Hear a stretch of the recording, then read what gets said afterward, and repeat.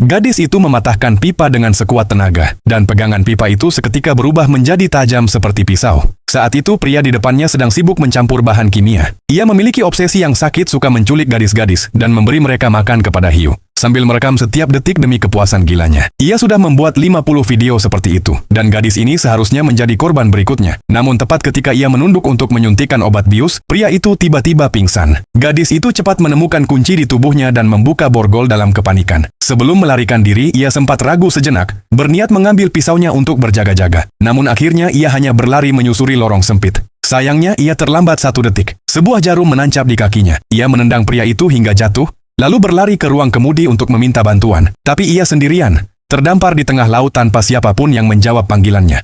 Ia berlari ke dek dan berteriak ke arah kapal di kejauhan. Tapi jaraknya terlalu jauh, tak ada yang mendengarnya. Saat pria itu kembali mendekat, ia terpojok. "Letakkan itu atau engkau tak akan sempat mencapai kapal," ancamnya.